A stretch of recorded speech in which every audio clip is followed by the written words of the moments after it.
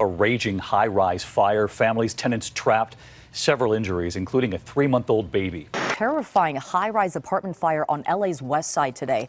Residents faced a dangerous escape. 11 people were hurt. One is in grave condition. Flames pouring out of a window, 6th-floor balcony of a high-rise unit.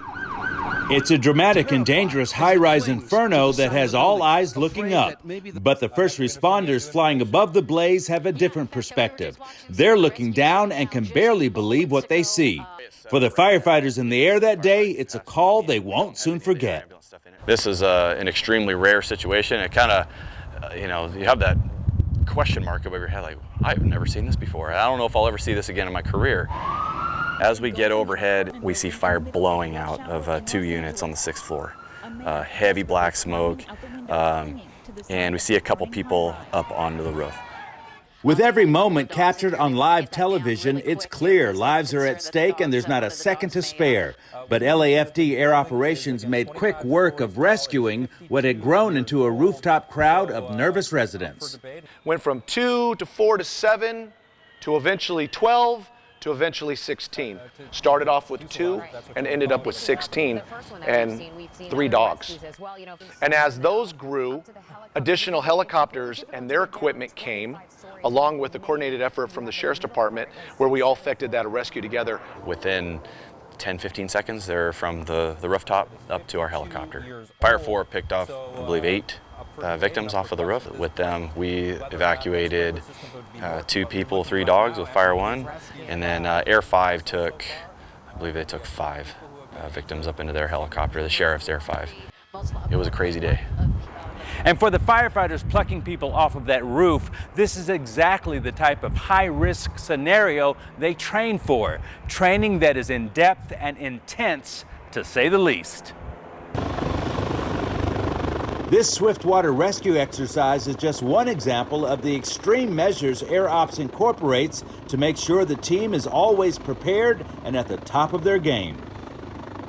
Very, very, very high risk. In my experience here, of all the things that we do, I find that to be the most risky personally, because my job with moving water, flying in a helicopter, and trying to effect a rescue is critical and also high risk.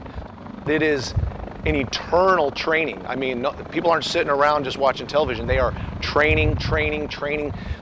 We all have to become what's called hoist certified.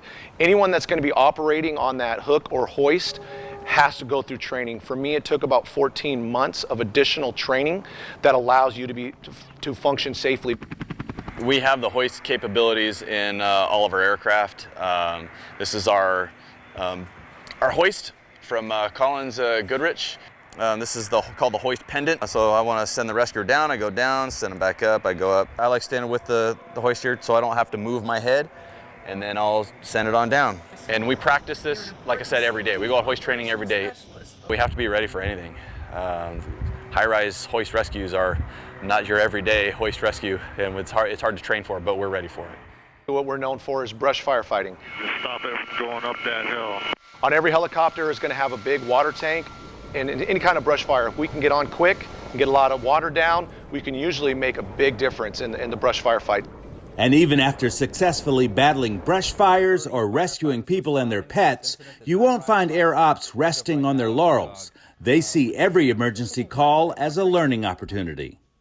The liability and also responsibility to the public and what people expect of us is so high, there's no margin for error. We all get together and we debrief the incident. Hey, what can we do better? What can we go out and train on more?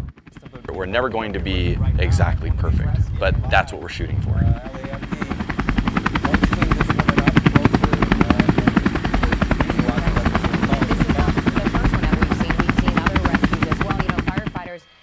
Chief Sam said